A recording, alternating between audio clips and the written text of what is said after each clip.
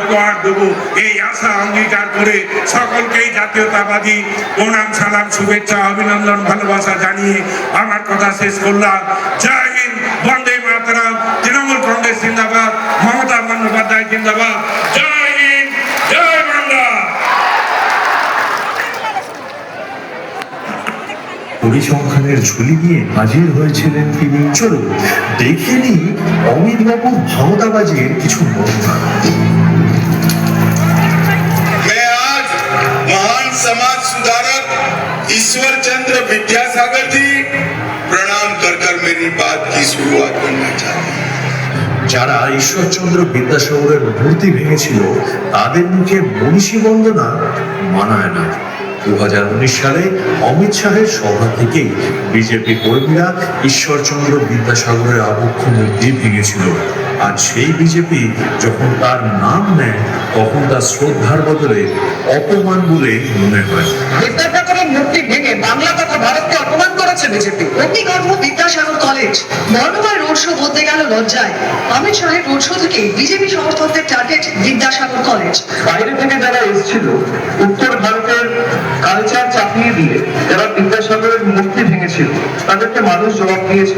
এই কারণেই আমরা এদেরকে বাংলা বিরোধী বলেছি এবং যতদিন এরা থাকবেন বাংলা বিরোধী যে মনোভাব এবং আচরণ এবং দৃষ্টিভঙ্গি এটা মানুষ দেখেছে এবং আগামী দিনেও দেখবে। শ্রদ্ধার মুখোশ পরে বাংলার মনীষীদের অপমান করা বন্ধ করবে।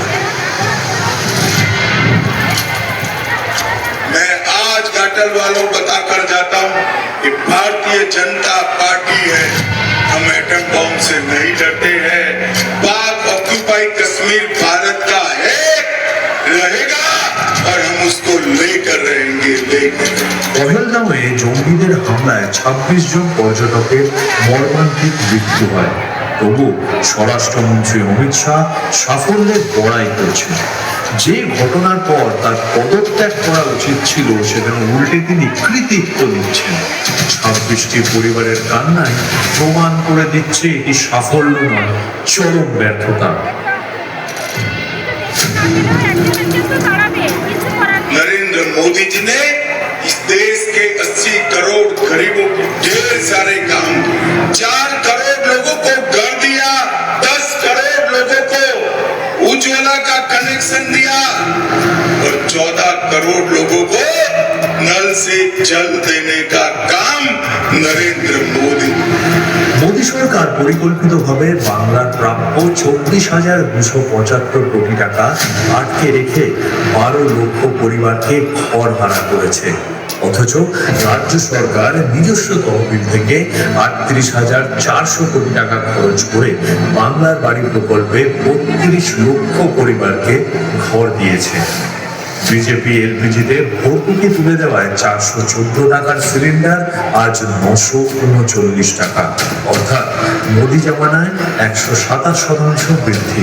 এর ফলে 2025 অর্থবর্ষে 96 লক্ষ উজ্জ্বলা উপভোক্তা একটিও সিলিন্ডার রিফিল করার সামর্থ্য হারিয়েছেন।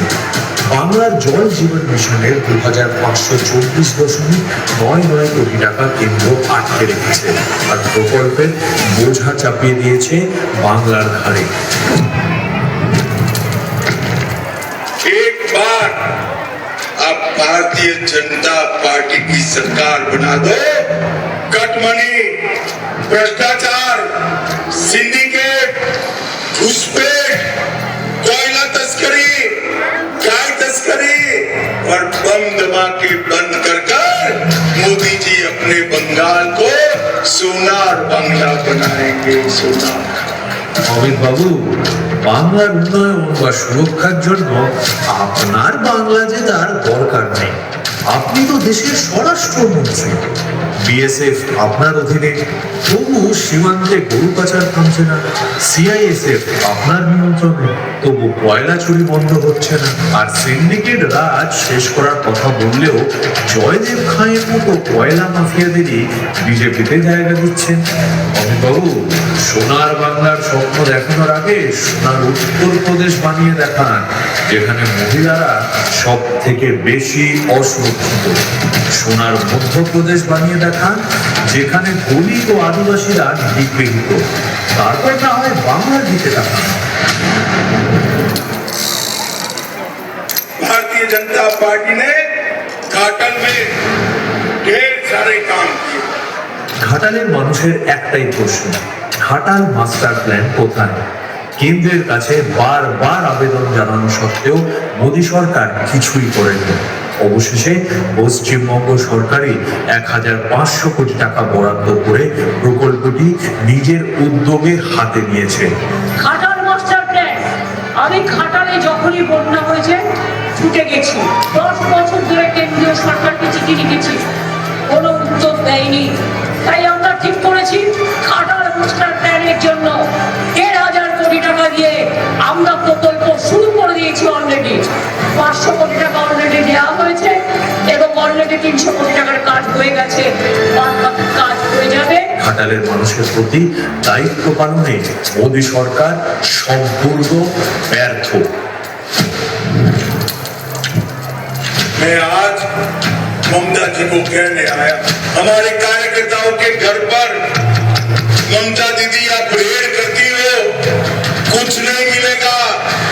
हमारे शुभेंदु अधिकारी के घर पर रेड करी, 25 पैसा भी नहीं मिला। 25 पैसा নারদা স্টিং অপারেশনে শুভেন্দু অধিকারীকে ক্যামেরার সামনে ঘুষ নিতে দেখা গিয়েছিল।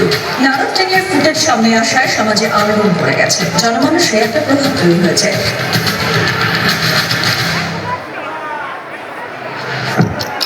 আর সারদা কাণ্ডে সুদীপ্ত সেনের চিঠিতেও তার বিরুদ্ধে তোলাবাজি ও অবৈধ প্রকল্পে জড়িত থাকার অভিযোগ ছিল। এগুলো গুজব নয়, ক্যামেরাবন্দি ও অন রেকর্ড তথ্য। বাংলায় বিজেপি যাকে পোস্টার বয় বানিয়েছে, এটাই তার আসল চেহারা।